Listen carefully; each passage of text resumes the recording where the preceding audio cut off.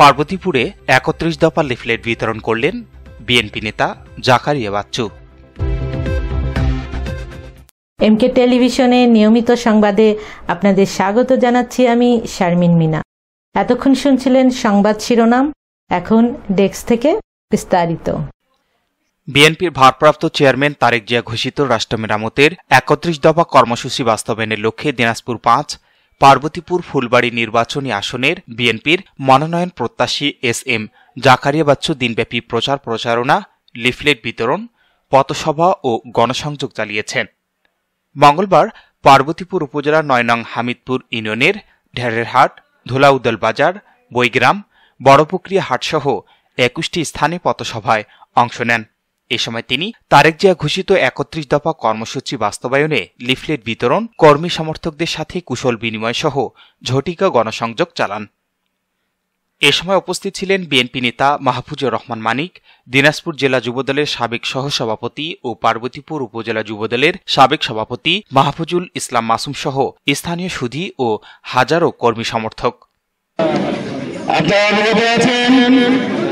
আমাদের নেতা জনাব তারেক রহমানের রাষ্ট্র কাঠামো মেরামতের লক্ষ্যে ৩১ দফা বাস্তবায়নের উদ্দেশ্যে আমরা গ্রামে গ্রামে, পাড়ায় পাড়ায়, বাড়িতে বাড়িতে গিয়ে এই ৩১ দফা বাস্তবায়নের লক্ষ্যে আমরা মানুষকে ৩১ দফা বোঝানোর চেষ্টা করছি। ভাইয়েরা আমার, আপনারা অবগত আছেন, আমি ২০১৮ সালে মনোনয়ন পেয়েছিলাম। এই পার্বতীপুর ফুলবাড়ী আসন থেকে আমরা ২ জন মনোনয়ন পেয়েছিলাম, তার মধ্যে আমি মনোনয়ন পেয়েছিলাম। তাই আপনারা যদি আমার সাথে থাকেন, আপনাদের দোয়া যদি আমার সাথে থাকে, ইনশাআল্লাহ আগামী দিনে এই ফুলবাড়ী পার্বতীপুর নির্বাচনী আসনে আপনাদেরকে সাথে নিয়ে ইনশাআল্লাহ এমপি নির্বাচন করে পার্লামেন্টে যেতে পারবো। ভাইয়েরা আমার, আমি আপনাদেরকে উদাত্ত আহ্বান জানাবো, আপনারা সকলেই আমাকে জানেন, সকলেই আমাকে চেনেন, সকলেই আমার নামটা অন্তত পক্ষে আপনারা জানেন। আপনারা দেখেছেন এই পার্বতীপুর ফুলবাড়ী তথা রাজশাহী থেকে শুরু করে পঞ্চগড় পর্যন্ত বাংলাদেশের বিভিন্ন স্থানে সামাজিক এবং ধর্মীয় উন্নয়নে আমি বিশেষভাবে কাজ করে গেছি।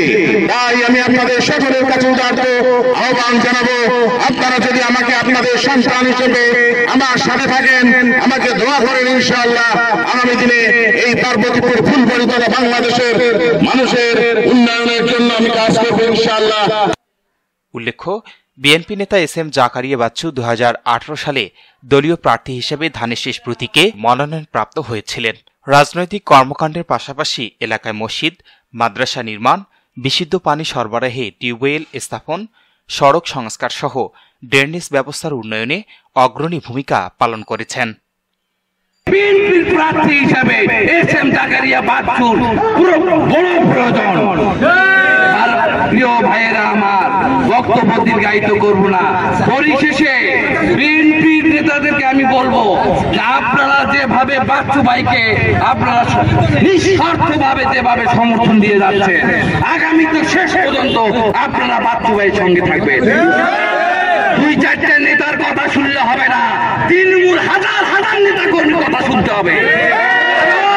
হাজার হাজার নেতা কর্মীর দাবি বাচ্চু ভাইকে আগামীতে এমপি হিসেবে দেখতে চায়, বাচ্চু ভাইকে আগামীতে মনোনয়ন প্রার্থী হিসেবে দেখতে চায়।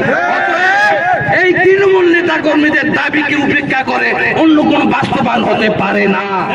প্রিয় ভাইয়েরা,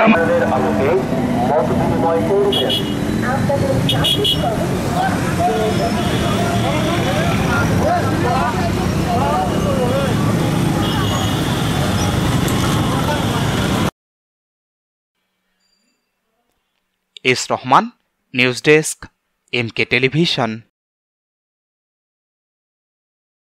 শেষ করছি এমকে টেলিভিশনের নিয়মিত সংবাদ। এতক্ষণ সাথে থাকার জন্য আপনাদের সবাইকে অনেক অনেক ধন্যবাদ।